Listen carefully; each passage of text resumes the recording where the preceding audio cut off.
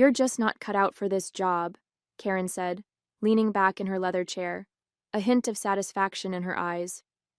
"The Westridge Hotel project needs someone with stronger leadership skills." I maintained my composure, despite the familiar sting of her words. Through the glass walls of her office, I could see our colleagues glancing curiously in our direction. "The same Westridge Hotel project where my redesign saved us $300,000? I asked quietly. Karen waved her hand dismissively. "My redesign. I presented it to the board. After I created it." "That's your job, Sophia, to support me." She sighed theatrically. "Look, this isn't working anymore. I need someone who understands their place in the hierarchy." I nodded slowly, a strange calm washing over me. "I understand perfectly. I'll leave on Friday, but Monday will be interesting." Karen rolled her eyes. Always with the cryptic comments, "This is exactly what I'm talking about." "I'm Sophia Vasquez, 49 years old, Senior Project Coordinator at Reynolds Architecture and Design. For 8 years, I've crafted innovative solutions for our clients' most challenging projects. My passion is creating spaces that blend beauty with functionality, but more importantly, staying within budget while exceeding expectations." "What stands in my way?" Karen Mitchell, 41, my direct supervisor and the firm's youngest partner. She's mastered the art of harvesting others' ideas, particularly mine, and presenting them as her own. Her quick rise through the ranks was built on stolen concepts and misappropriated credit. And now she wants me gone. After years of taking credit for my work, she's decided I'm expendable. Perhaps I've become too vocal about recognition. Perhaps she senses that others are starting to notice the pattern. Whatever her reasons, she's made her move. As I walked back to my desk, I passed the wall of project photos in the main hallway. The Westridge Hotel, the Pinecrest Community Center, the Lakeview Towers, all projects I'd poured my heart into, all bearing plaques with Karen's name as lead designer. My phone buzzed with a text from David, one of our senior architects. "How'd the meeting go?" Karen looked smug. "As expected," I replied. "She's pushing me out." "That's insane. Your coastal restoration project just won an award." "Her coastal restoration project, according to the press release." I settled at my desk, unlocking my drawer to retrieve the external hard drive containing copies of all my original designs, email chains, and documentation. Insurance I'd begun collecting months ago when Karen's behavior shifted from merely taking credit to actively minimizing my contributions. My desk phone rang, our receptionist's extension. "Sophia, there's someone from Archer and Hayes in the lobby asking for you. Says it's about the consultation you did for them." I froze. I'd never done any work for Archer and Hayes, our biggest competitor. "I'll be right down."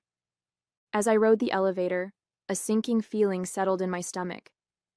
This wasn't just about Karen taking credit anymore. Something else was happening. Something worse than I'd realized. I've spent 27 years in architecture and design. Starting as a drafting assistant in New York, I worked my way through increasingly complex projects while raising my daughter as a single mother. My portfolio expanded from residential renovations to commercial complexes, to the sustainable public spaces that became my specialty. 8 years ago, Reynolds Architecture and Design recruited me from a smaller firm in Philadelphia. The promise, a leadership position, creative freedom, and the resources to pursue innovative, sustainable design. For the first 4 years under our previous creative director, I thrived. My coastal restoration project, a series of community spaces built with reclaimed materials that could withstand severe weather events, became the firm's calling card. Then Karen arrived. Originally hired as a project manager, she quickly aligned herself with our aging founder, Harold Reynolds. Her approach was calculated: lavish compliments, strategic lunches, weekend invitations to her Catskills cabin. Within 18 months, she'd secured a partnership, the youngest in the firm's history. Initially, I admired Karen's ambition. Her presentations were polished, her client interactions smooth. She seemed genuinely enthusiastic about my designs, often stopping by my desk to discuss concepts. I interpreted her interest as mentorship, perhaps even friendship.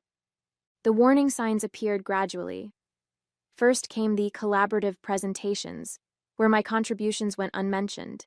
Then projects I'd initiated were suddenly reassigned, with Karen overseeing them directly. In meetings, she began interrupting me or rephrasing my ideas as her own. Sophia had an interesting starting point, she would say, but I refined it into something more practical. Harold, nearing retirement and increasingly disengaged, seemed charmed by Karen's confidence. Other partners, mostly men over 60, responded similarly to her carefully cultivated image of competence combined with just enough deference to their experience. My colleagues noticed the pattern. David from the architectural team once whispered, "Did she seriously just present your riverfront concept as her breakthrough idea?" Our receptionist, Jenna, started marking my original designs with timestamps before filing them, giving me silent nods of support. I persevered, believing my work would eventually speak for itself. When we won the Regional Design Excellence Award for the Coastal Project, I anticipated acknowledgement. Instead, Karen accepted the award alone, her speech excluding any mention of my contribution. That night, I began backing up my work, saving emails, documenting my design process with dated entries. Not for confrontation, I still hoped things would improve naturally, but for peace of mind. Looking back, I was naive. Karen wasn't just an opportunist. She was systematic in her approach. Each appropriated design, each stolen concept, was a deliberate step in her career advancement, and I had unintentionally become both her greatest resource and her largest threat. Our relationship had settled into an uneasy pattern, her taking credit, me producing more work, increasingly resentful but conflict-averse. Until yesterday, when she requested my complete portfolio files for archival purposes. Something about her expression, a mixture of entitlement and calculation, finally triggered my suspicions. In the lobby, a well-dressed man in his 50s extended his hand. "Ms. Vasquez, James Donovan from Archer and Hayes. Thank you for meeting with me." "There must be some misunderstanding," I said carefully. "I've never consulted for your firm." His brow furrowed. "That's strange. We have preliminary designs for our Portland waterfront project that were attributed to you. Karen Mitchell shared them last month, said you'd provided consultation." My stomach dropped. The Portland waterfront, a $50 million revitalization project that would transform the city's harbor district. I'd sketched concepts for it after hours, purely as a creative exercise, never intending to share them officially. "May I see these designs?" I asked, fighting to keep my voice steady. He pulled out his tablet, displaying familiar renderings, my renderings, but with subtle modifications. The core concept was unmistakably mine. Elevated green spaces connecting historical buildings with flexible areas that could be reconfigured during flood seasons. "These were presented as collaborative work between your firm and ours," James explained. "We were quite impressed. In fact, we've incorporated several elements into our final proposal." The room seemed to tilt slightly. Karen hadn't just taken credit for my work within our firm. She'd been selling my concepts to our competitors. "Who else has seen these designs?" I asked. "Our entire executive team, and we've already presented to the Portland Development Commission. They were quite excited." He paused, studying my expression. "Is there a problem?" "I need to check something with my office. Would you excuse me for a moment?" In the restroom, I leaned against the wall, processing this revelation. Karen had taken my personal sketches, likely from my computer when I stepped away, and positioned them as collaborative work with a competing firm. The ethical violation was staggering. More disturbing was the realization that this explained her sudden push to terminate me. If these designs were moving forward with Portland officials, she needed me gone before I discovered the theft. My phone buzzed with a meeting notification. All staff, special announcement, 3 p.m. today. When I returned to my desk, activity around the office had intensified. People were talking in hushed groups, giving me concerned glances. David stopped by, lowering his voice. Harold is flying in for the meeting. Something about a transformative partnership. With Archer and Hayes, I guessed. His eyes widened. How did you know? James Donovan is downstairs with my designs for the Portland waterfront. Your designs? David looked confused. Karen's been working on Portland for months. It's what's getting her promoted to creative director. The final piece clicked into place. Karen wasn't just pushing me out. She was stepping into a role created specifically for her visionary work on Portland, work she had stolen from me. I opened my email to find a message from HR detailing my transition package. They weren't even waiting until Friday. Karen had accelerated my departure to today. My hand hovered over the external hard drive in my drawer. It contained everything. Original files with metadata proving my authorship, emails, documentation of my design process. Enough evidence to expose Karen's systematic theft. But would anyone believe me? Karen had spent years cultivating relationships with leadership while systematically isolating me. It would be her word against mine, and she'd already positioned me as underperforming and resentful. I closed the drawer without taking the drive. I needed time to think, to plan my next steps carefully. This wasn't just about credit anymore. It was about professional ethics, potentially legal issues, and my entire career. The conference room filled quickly for the 3 p.m. meeting. I chose a seat near the back, ignoring the whispers and glances. Karen stood at the front beside Harold Reynolds, looking triumphant in a tailored navy suit, the one she reserved for important presentations. Harold cleared his throat. Today marks an exciting new chapter for Reynolds Architecture and Design. We're announcing a strategic partnership with Archer and Hayes for the Portland waterfront revitalization. On the screen behind him appeared my designs, the ones James Donovan had shown me earlier, now branded with both companies' logos.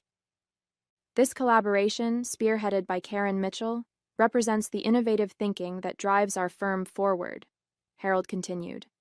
Karen's vision for Portland has already impressed city officials and secured preliminary approval. Karen stepped forward, beaming. Thank you, Harold.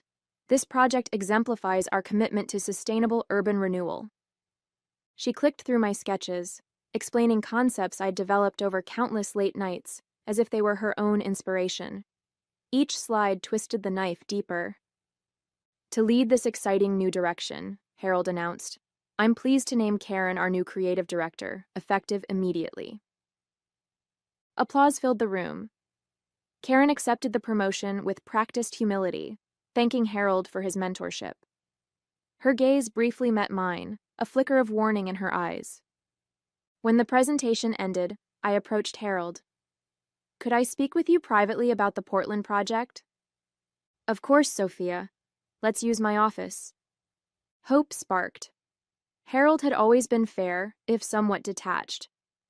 Perhaps he'd listen, especially with proof of Karen's misconduct. Karen intercepted us in the hallway. Harold, we should discuss the transition plan for my role. And didn't you have that call with the board at 3:30?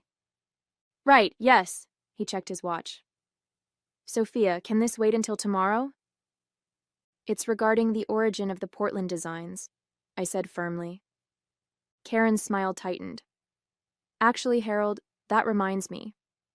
There are some concerns about Sophia's performance I've been meaning to discuss. Oh, Harold looked between us. Resource allocation, deadline issues, and some confusion about project ownership. Her implication was clear. She was framing me as the one with ethical problems. Let's address this now, Harold decided, gesturing us both into his office. For 20 minutes, I listened as Karen systematically undermined me. She presented doctored timelines suggesting I'd claimed credit for collaborative work. She referenced performance issues that had never appeared in my reviews. Worst of all, she implied I'd accessed her computer and copied her Portland concepts. That's completely untrue, I finally interrupted. I have proof that... Sophia, Harold sighed. This isn't productive. Karen has documented her concerns thoroughly. Given these issues and the restructuring around our new partnership, we think it's best to accelerate your departure. You're terminating me today? Without investigating her claims? Karen produced a folder. Your separation agreement, standard terms, 2-month severance. We'll need you to clear out your desk by the end of the day. I stared at the document, rage and disbelief warring within me. And if I dispute this? Harold's expression hardened. We have documentation of performance issues going back months. Fighting this would only damage your professional reputation. We both knew what he meant.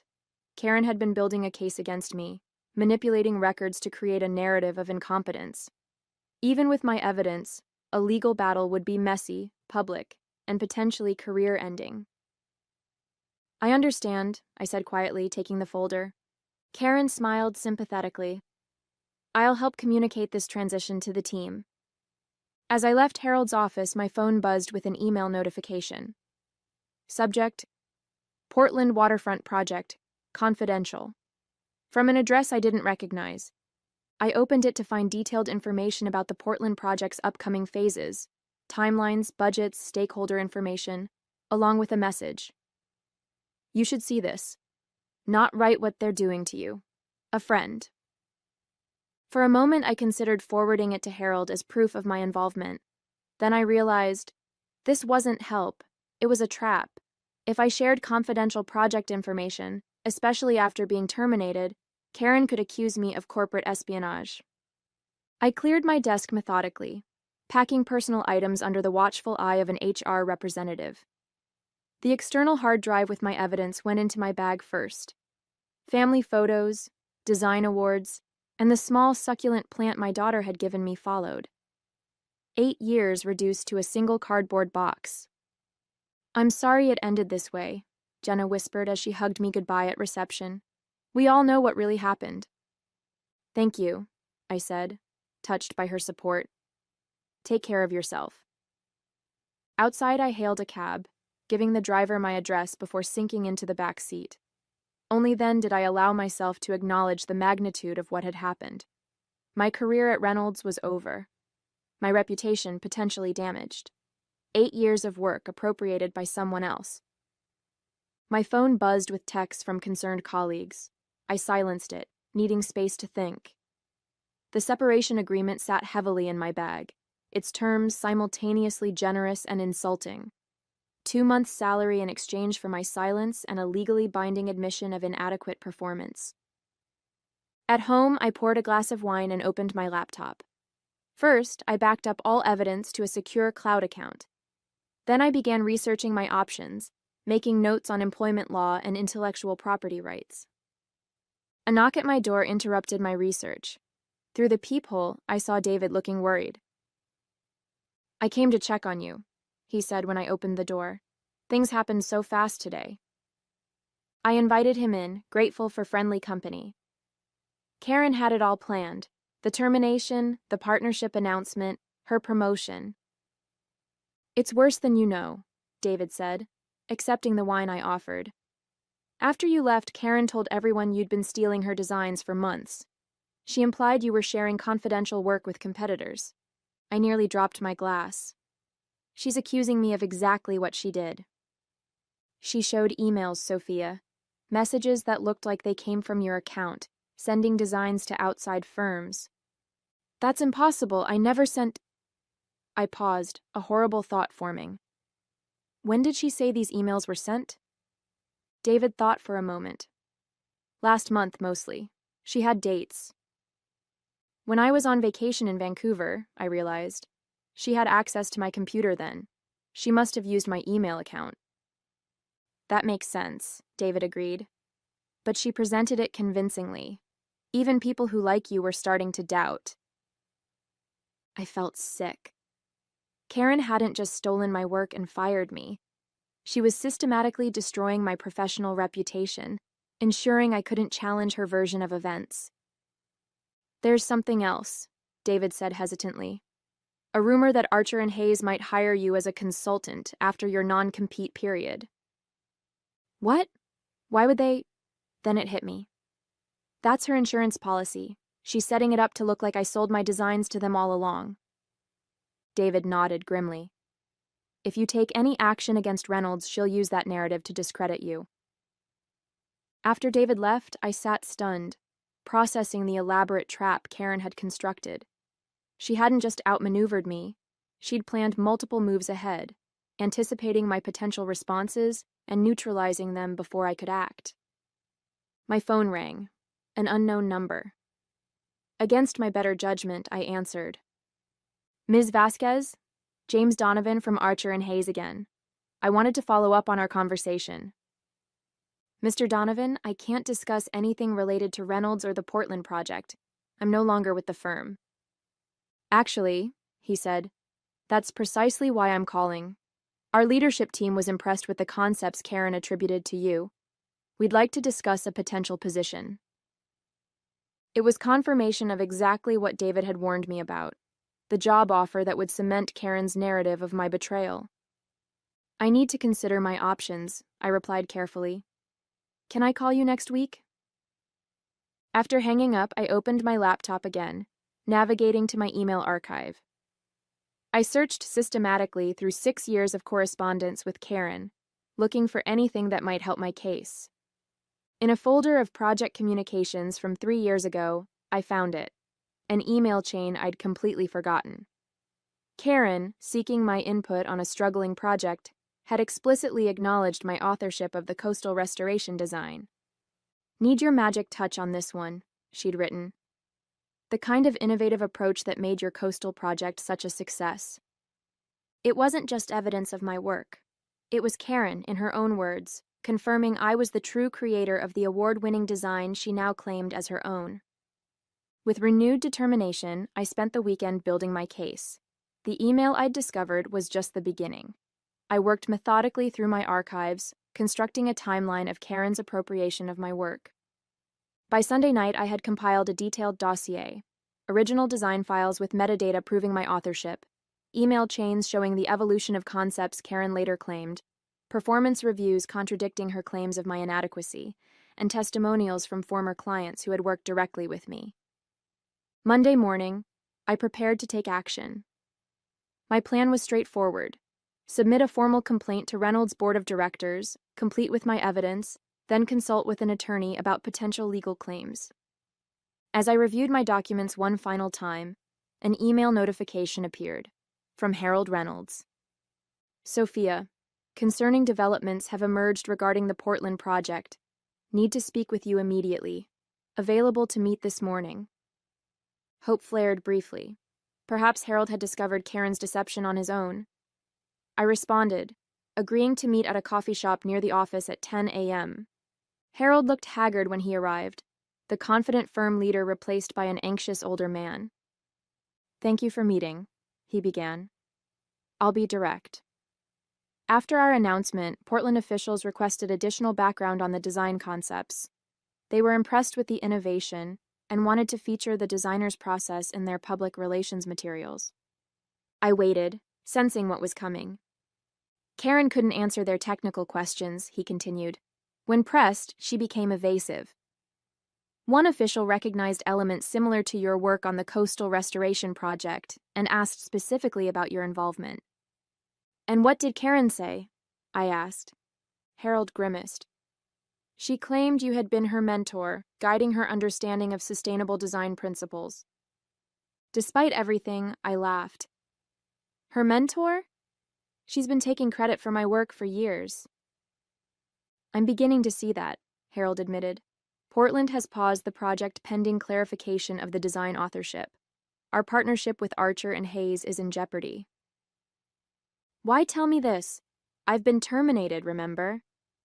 Because Karen insists you have the original files that could resolve this issue. She's claiming you took them when you left. The audacity was breathtaking.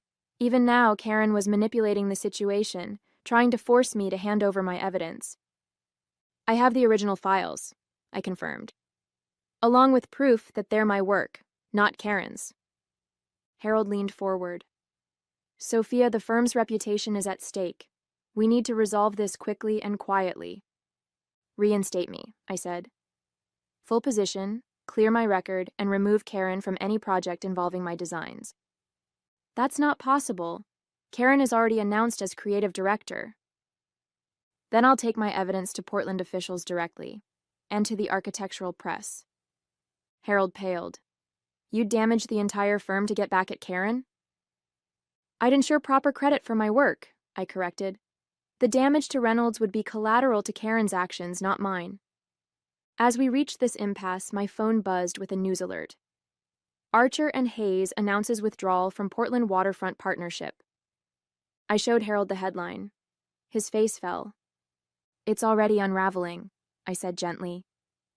You have one chance to control the narrative before this becomes a public scandal.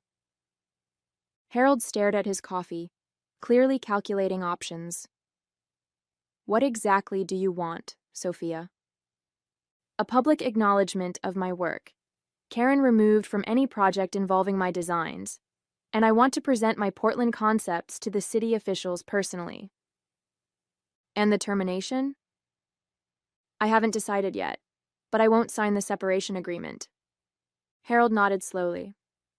I'll need to consult with the board, but the Portland situation requires immediate attention. As he left, I received another email from James Donovan at Archer and Hayes. Portland officials requesting clarification on design authorship.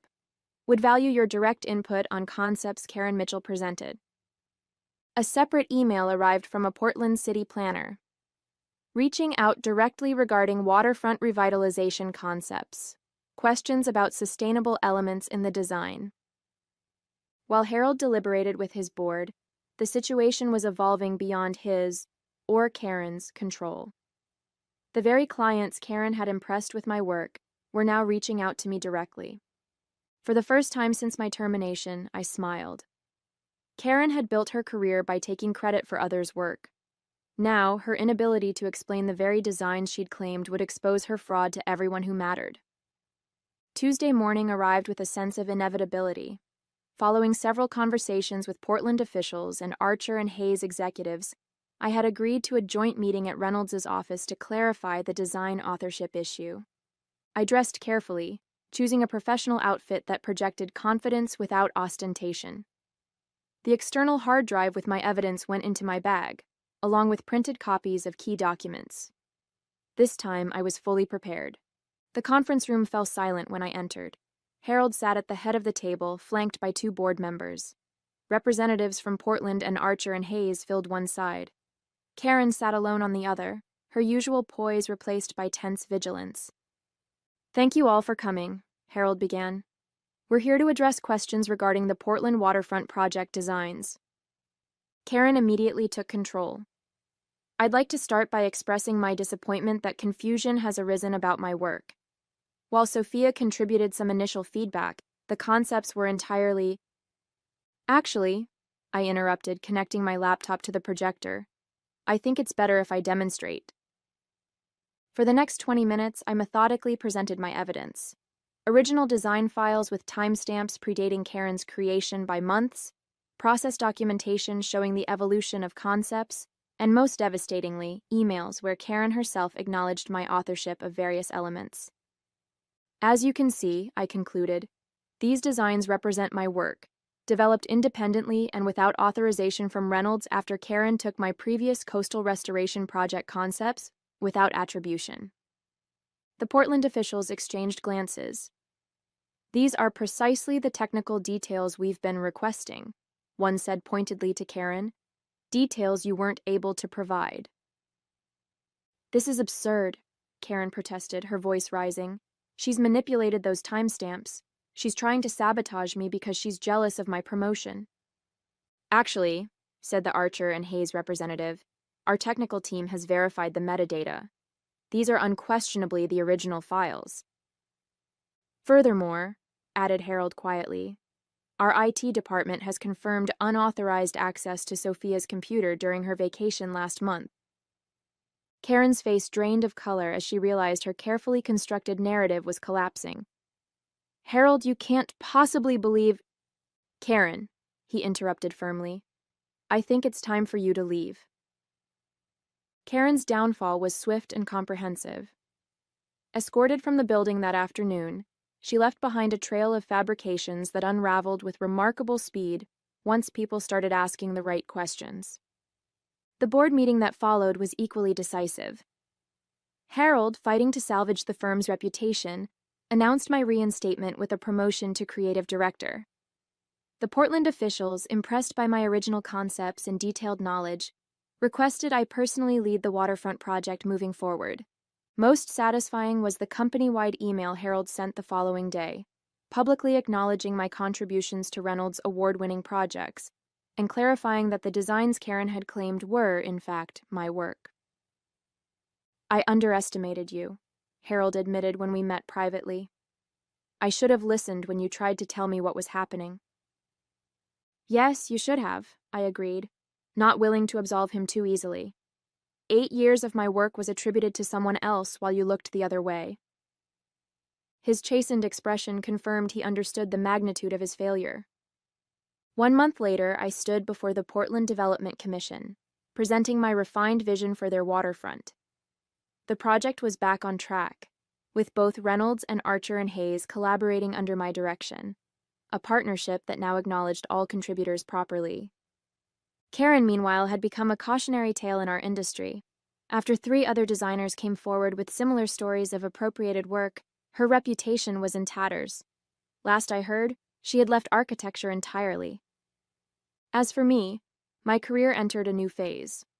The spotlight I'd avoided for years now felt less intimidating. I established clear protocols for design attribution at Reynolds, mentored younger staff, and finally received the recognition my work deserved. Was it worth it? My daughter asked over dinner, celebrating my first major project launch as creative director. All those years of someone else taking credit? I considered the question, remembering Karen's dismissive words that fateful day. "You're just not cut out for this job." "No," I replied with a smile. "But the vindication at the end, that was definitely worth waiting for."